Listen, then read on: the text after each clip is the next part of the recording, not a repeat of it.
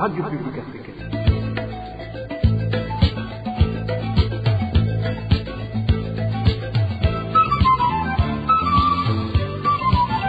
Radio Publique Africaine.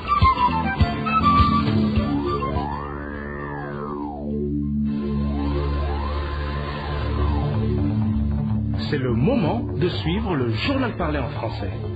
À la présentation, Eloge Diva, Lemesha. Merci d'écouter la Radio Publique Africaine. Bonsoir et bienvenue dans le journal de ce 27 août 2024, dont voici les grands titres. Les cas de la variole du singe ne cessent d'augmenter au Burundi. Et pendant ce temps, les points de vue des autorités du pays sur l'ampleur de cette maladie divergent. Vous allez l'entendre dans ce journal. Et puis dans ce journal également, nous allons vous parler des indignations des habitants du secteur Kizina, situé en province de Bubanza, lesquels habitants se lamentent des persécutions leur infligées par des militaires venus implanter des positions au niveau de leurs parcelles. Dans ce journal, nous allons aussi revenir sur les conséquences néfastes qui résultent de la pénurie du carburant en province d'Okarudi. Parmi ces conséquences, des habitants de cette localité parlent des difficultés rencontrées pour se déplacer et de la montée des prix des denrées alimentaires. Voilà pour les titres. Le développement, c'est dans un instant. Oh, bonsoir. Démarrons son journal par la page santé. Les cas de la variole simienne continuent d'augmenter dans le pays. Mais dans plusieurs localités, surtout dans la ville de Bujumbura, les mesures de prévention ne sont pas respectées au niveau des lieux publics. Emile Nevasomba nous fait le point. Dans différents lieux publics de la mairie de Bujumbura, les mesures de prévention de la variole simienne ne sont pas observées. Certains citadins indiquent que les différentes activités se déroulent comme à l'accoutumée. Ce mardi, ces mesures n'étaient pas appliquées, que ce soit dans les marchés, les banques, les magasins ou les hôpitaux, selon ce citadin. Que ce soit au niveau des autorités sanitaires, que ce soit au niveau de l'environnement, au niveau des communautés, aucune mesure préventive est indiquée pour faire barrage à la variole du singe. Les mesures d'hygiène sont non observées, le comportement n'a pas changé, ni les autorités administratives, ni les autorités sanitaires. Personne ne fait une campagne pour contrer ce fléau. Toutefois, certains citadins signalent qu'ils entendent quelquefois dans les médias des messages les appelant à se protéger contre cette maladie, mais que l'autre problème auquel ils font face est l'insuffisance de l'eau potable dans les ménages. Jusqu'à ce dimanche, plus de 230 cas de variole simienne étaient déjà détectés dans 29 des 49 districts sanitaires du pays, selon les informations en provenance du ministère de la Santé publique. Il y a 3 semaines, le gouvernement du Burundi a approuvé un budget d'environ 14 000 $ américains pour lutter contre la variole du singe dans une période de 6 mois. Parmi les activités prévues, selon la ministre de la Santé publique, Lidwine Baradahana, figurait la sensibilisation aux mesures barrières, comme le lavage régulier des mains avec l'eau et du savon, ainsi que la distanciation dans les lieux publics. Et le président de la République trouve qu'il y a une négligence notoire dans la lutte contre cette épidémie de la variole du singe.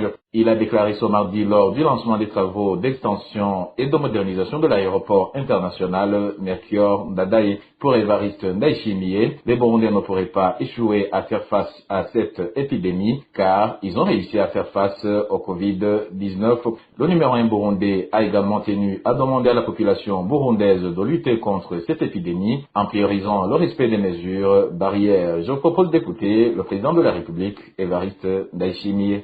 Il faut que j'insiste sur la salubrité pour que l'on puisse faire face à cette nouvelle pandémie, la variole du singe. Il faut que toute la population se lève pour faire face à cette pandémie. Rappelez-vous du combat que l'on a mené contre le Covid-19. On l'a énergiquement combattu et les Burundais, nous nous étions félicités. Mais donc, voulez-vous que ce soit cette petite pandémie qui nous mette à genoux? Les armes pour combattre cette pandémie consistent à faire la propreté. Alors, je demande à tout Burundais de faire science au combat. Il faut que vous tous appreniez à vous éduquer mutuellement. Il faut vous habituer à faire la propreté. Vous lavez les mains régulièrement et évitez des contacts quand vous vous saluez jusqu'à la fin de la pandémie. Si nous y mettons de la volonté, dans uniquement un mois, l'on pourra déclarer la fin de cette pandémie. Mais je sens qu'il y a un manque de volonté. Vous attendez qu'il y ait des victimes pour pouvoir enfin agir? Si nous voulons nous prendre pour des bêtes sauvages, on va périr. Mais fort heureusement, nous sommes des humains. Il faut une sensibilisation mutuelle et je suis convaincu que dans très peu de temps, l'on pourra vaincre cette pandémie. Si l'on a pu combattre le Covid-19, ce n'est pas la variole du singe qui va nous résister. Elle est trop simple. Et concernant toujours cette épidémie de la variole du singe Mpox, Djelaz Daniel Ndavilave, le président de l'Assemblée nationale, verse dans une polémique anti-occidentale en s'appuyant sur des propos de salon parachutés d'une autre planète. Selon lui, les Burundais résistent mieux à l'épidémie de la variole du singe et ceux qui en souffrent guérissent très vite. Djelaz Daniel Ndavilave laisse entendre également que de telles maladies sont créées par des Blancs pour décimer le peuple africain, y compris les Burundais, mais qui s'en tirent grâce à Dieu. On l'écoute. Ces blancs, ils ne cessent de nous empoisonner et fabriquer des virus pour nous décimer. Et alors, toi, tu peux croire qu'ils vont faire quelque chose pour ton bien-être et toi, héritier. Et lorsqu'ils vous disent qu'ils vont le faire pour votre bien, vous allez accepter. Mais moi, je ne pourrai pas. Je ne peux pas, jamais. Alors, qui ont fabriqué le Covid-19, vraiment, je ne peux pas leur faire confiance. Même aujourd'hui, j'ai entendu dire qu'ils sont en train de créer d'autres virus. J'entends dire qu'il va faire des dégâts. Mais Dieu aime les Africains et particulièrement les Burundais. Vous avez même résisté Mpoka, je ne sais pas si c'est Mpoka. Il y en a qui avaient attrapé et avaient été hospitalisés, mais avaient guéri en seulement 2 jours. Dieu nous protège. À titre de rappel, l'Organisation mondiale de la santé, OMS en sigle, a déclaré depuis le 15 août dernier que cette épidémie de la variole du singe Mpox est une urgence sanitaire internationale. Poursuivons ce journal par la page Droits de l'homme. La libération de Gérard Ndaïsenga, agent du service national de renseignement, est un signe parlant qui prouve que ce dernier roule pour le pouvoir en place. C'est en substance la réaction de la CAT Burundi, qui déplore néanmoins que des criminels soient protégés au lieu de répondre de leurs actes. Suivez maître Jean-Claude Niwurumunsi, il est le chargé des questions juridiques au sein de la CAT Burundi. La récente libération d'un officier du service de renseignement, à savoir Gérard Ndaïsenga, poursuivi pour l'assassinat d'un membre éminent du parti de l'opposition, le CNL, ne fait que renforcer en fait les inquiétudes concernant la nature profondément politique de cet acte. Cet assassinat, loin d'être un simple crime, s'inscrit dans une dynamique de répression ciblée contre toute forme de dissidence politique. Dans le contexte politique actuel du Burundi, où l'intolérance à l'égard des opposants est devenue la norme, cette libération ne surprend personne. Le régime en place a à maintes reprises démontré sa volonté d'utiliser la justice et non pas comme un instrument de vérité et d'équité, mais comme une arme pour museler les détracteurs. Les institutions judiciaires qui normalement étaient censées être indépendantes semblent désormais être au service d'une répression systématique. Les opposants politiques, les journalistes et les défenseurs des droits humains sont régulièrement emprisonnés sous des prétextes fallacieux. Donc, tandis que ceux qui soutiennent le régime bénéficient d'une impunité totale, même pour les crimes les plus graves. Dans un tel climat, c'est bien la condamnation de Gérard Ndaïsenga, cet ancien officier du service national de renseignement, qui nous aurait étonnés. Sa libération, au contraire, s'inscrit tristement dans une logique où les assassins politiques sont protégés et où la justice y est instrumentalisée, participe à l'étouffement de toute voix discordante. Je vous le disais en titre, des habitants du secteur Kizina, situé en zone et commune Gihanga de la province Uvanza, qui sont également des propriétaires de terres foncières se trouvant dans les paysanats de la dite localité, vivent dans une insécurité totale. La majorité ne passe plus la nuit dans leur ménage, de peur de se faire malmener par des militaires. Selon ces habitants, des éléments de la FDN ont presque implanté leur position dans leur propriété. Ils demandent donc l'intervention du président de la République. Suivez les habitants de cette localité qui se sont confiés à la rédaction de la RPA. Les militaires viennent et traversent le secteur pour se diriger directement dans les champs. Ils y restent durant toute la journée et le soir, ils rentrent pour revenir vers midi pour chercher des gens à arrêter. Certains parmi ceux qui restent dans les ménages la nuit essaient de mettre des pierres et autres objets pour renforcer le verrouillage de leur maison. Mais certains autres passent la nuit à l'extérieur de leur maison dans des buissons. Les militaires se font guider par une vingtaine de jeunes pour combattre contre les propriétaires de terres. Au moment même où on se parle, les militaires sont positionnés dans nos champs. Certains parmi la population sont cachés en dehors de leur ménage et d'autres sont enterrés dans leur maison.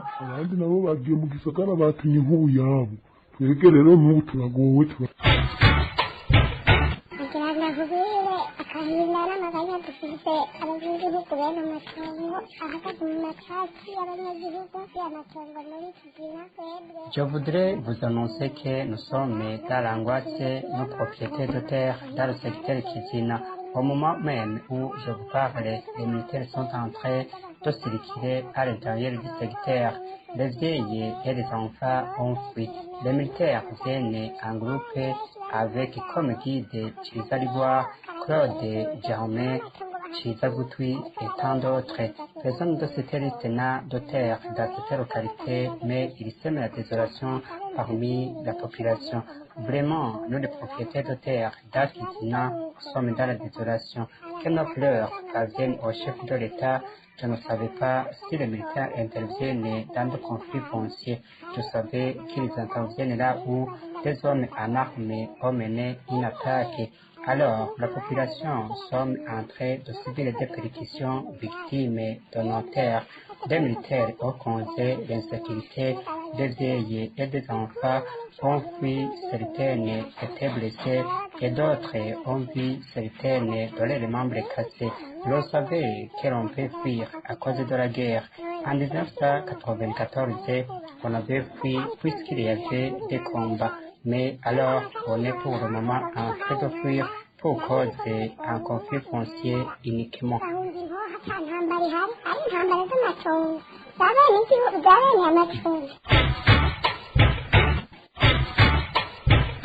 Nega abanyakubahwa abasirikare ko tw'amatuzi bahora bagenda ahantu umuhungabano wa agateka k'abantu gahungabanye hari abagwanyi baza kwitera mu ntuta mu vy'amatora. Twari tuzi ko abapolisi baba bemeye ibanga ryo kugendana n'abanyagihugu aribo bagenda mu bintu byo gutekaniriza abanyagihugu. N'abasoda nabo abasoda turazi basohotse mu kirindiro ko baba bagiye kugira kurasa.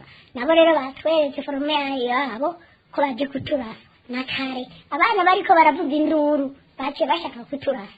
Nega abanyakubahwa nukuri ni muduhumurize mubwire umukuru w'igihugu aje kuraba amarwa tugowe turagowe abatamakazi bariko bararirira mw'ishamba abapfakazi imfuvyi dufise twabuze n'icyo tubagaburira turi mw'ishamba kubera ubwoba bwabo basoda mu gatondo abasoda ku mugoroba abasoda.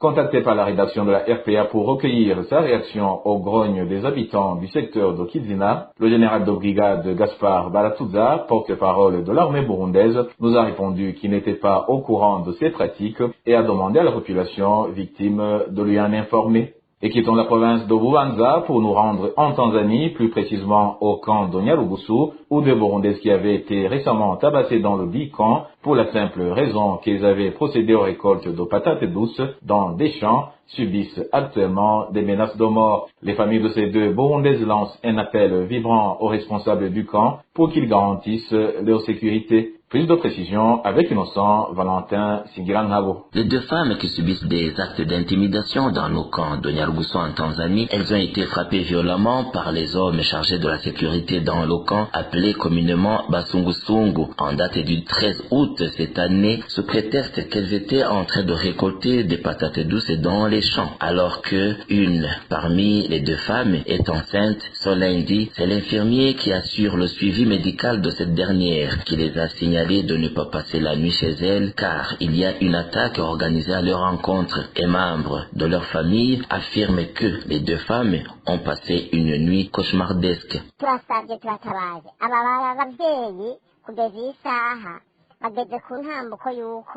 Nous alertons tout le monde car ces femmes sont victimes de menaces et de mort. Hier lundi, elles ont été informées qu'elles vont être attaquées et de quitter les lieux. Elles ont passé la nuit dans la brousse, craignant d'être tuées.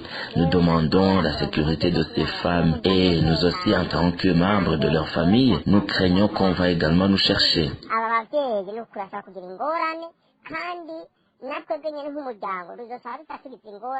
Les familles de ces deux femmes qui ont été violentées dans le camp de Nyarugusu en Tanzanie alertent les responsables du camp de prendre au sérieux ces menaces pour la sécurité des victimes. Nous lançons une alerte d'urgence pour que ces femmes ne soient pas enlevées et tuées. Aidez-nous à faire passer le message pour sauver la vie de ces deux femmes.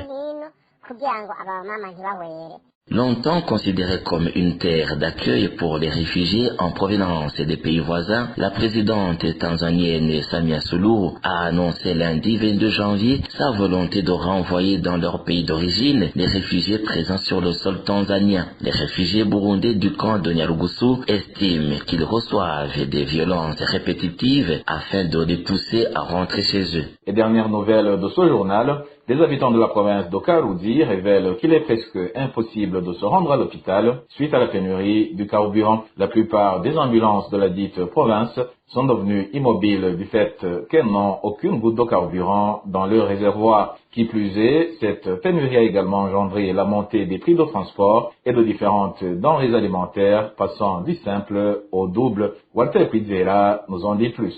Les habitants d'Okaroussi disent être dans une impasse, surtout ceux qui vivent loin des structures sanitaires. En fait, que ce soit les cas nécessitant l'urgence médicale ou ceux transférés à l'hôpital, tous sont des difficultés à s'y rendre faute de moyens de transport. La raison est que même les ambulances qui les dépannaient sont garées car elles n'ont plus de carburant. Selon cet habitant de la place, ceux qui sont plus affectés sont les petits paysans indigents. C'est nous la population qui payons toujours les pots cassés. Il y a plusieurs patients en état critique qui ne trouvent pas d'ambulance pour se rendre à l'hôpital. Pareil pour les patients qui reçoivent des transferts. La plupart des ambulances de la province Karoussi ont été garées à cause du manque de carburant. Donc vous comprenez que toutes les conséquences se répercutent sur nous. Même en cas de disponibilité de véhicules pour le transport, c'est très cher. C'est un problème sérieux. Cette carence de carburant affecte également les autres secteurs. Selon notre source, presque tous les produits ont vu leur prix vertigineusement revu à la hausse, y compris le matériel scolaire. Pour le moment, les habitants d'Okaroussi désespèrent car ils craignent de ne pas être à mesure d'envoyer leurs enfants à l'école. Bientôt c'est la rentrée scolaire. Nous ne savons pas comment gérer ça. Nous ne savons même pas si nous allons commencer à réveiller nos enfants à 4 heures du matin pour qu'ils ne soient pas en retard à l'école ou non. Même le prix des denrées alimentaires a grimpé. Rien n'est plus comme avant à cause de la pénurie du carburant. Nous sommes déjà dans une précarité sans nom. Même le prix du transport a augmenté. D'Okaroussi vers Muyinga, le prix est compris entre 15 et 20 000 francs. Karoussi vers Gitega, avant c'était 7 000. Mais actuellement, le trajet s'effectue à 20 000, tandis que pour se rendre à Makamba, vous devez payer 15 000 francs. De Gitega vers Ngozi, avant c'était entre 8 et 10 000. Mais actuellement, le prix de transport est compris entre 20 et 25 000 francs burundais.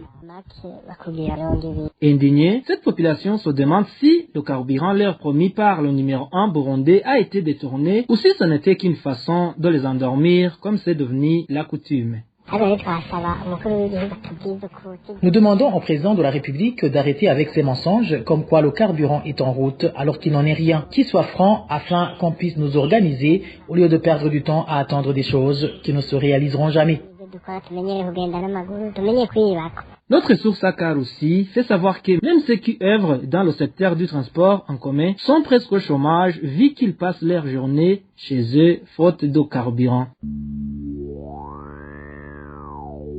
Et voilà, mes fidèles auditeurs de la radio publique africaine, c'est par ce reportage de Walter Pizzera que le journal de ce 27 août 2024 se termine. Merci pour votre parfaite écoute et je remercie également mes collègues de la rédaction et de la technique pour leur collaboration. Au micro, vous étiez avec Éloge Divin Remecha. Je vous souhaite une excellente soirée.